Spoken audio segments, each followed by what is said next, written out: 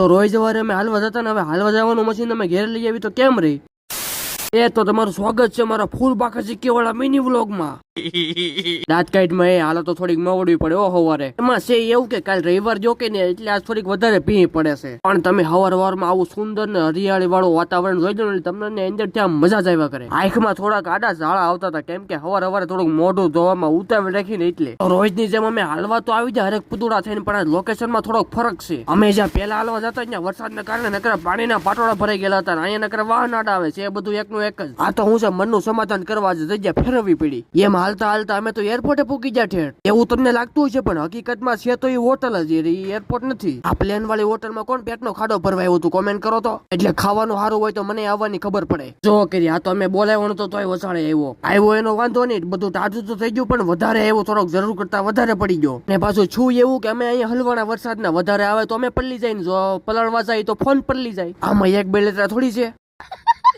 હા તો પછી હું આજો નરવો પોકી તો ઘેરે ને ઘેરે કઈક બનાવ્યું તો પણ આડી હું પડી જાત. આજ અમારે આખું ઘર હાગમટે હોમ માં રૂસે ને એટલે આ બધું બનાવ્યું છે. એટલે આ હવાનું નથી આ બપોરનું છે.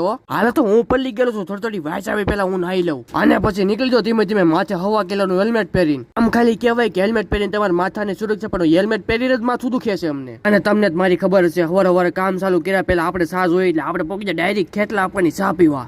બપોર પછી કામમાં હતા ઉધના સિટીમાં 5 કઈ વાગી જાય ખબર જ ન પડી. આ બધું પબ્લિકે મારે જેમ ગાંડું છું આમથી આમ દોડે. પણ હવે હું તો છે ને ભાઈ ચાની દુકાન ગોતું છું. તમને એમ લાગે નકરો સાજ પીતો પણ એવું નથી. આ રોંડો છો રોંડે થોડીક ચા પીએ તો સારું પડે મગજ ફ્રેશ થાય. પછી થોડુંક આગળ જઈને જોઈને ટી લખેલું બોર્ડ ભાડી જો નેઠે ભાઈ એક ભાઈ ચા પીતા હતા. મેં કીધું હવે પાકવા ચા મળે જ છે. પછી મેં 10 ml ચાનો કપ લઈને પીવાનું કીધું ચાલુ. મારો બેટો જેમ ચાના ગોરડા ભરો એમ કોટો ચડતો જાય લે.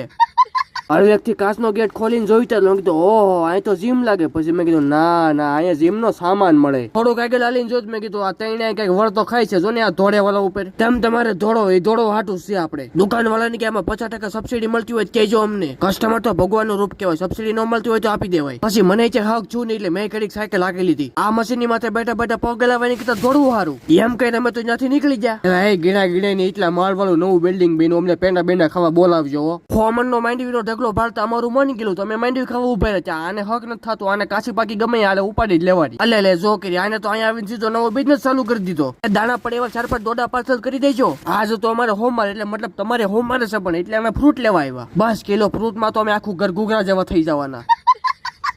હાથમાં ફ્રૂટ ની થેલી લઈને ગાડીમાં બેહવું પડે નકર ફૂટી મુકાઈ ને કર આમાંથી કોઈ ખાઈ જાય. ખાવાની તો કોઈ પણ વસ્તુ અમારે રેડી મૂકવાની જ નહીં. ઘરે આવીને હારી પેટનો ખાડો બોરી દીધો પેલા તો. હવે ખાલી અમારે વડીલ જ ખાવામાં બાકી છે. બાકી તમે બધે ખાઈ લીધું. સારું હાલો તો હવે લાઈક ફોલો કરી નાખો. કોની વાત જોવો છો?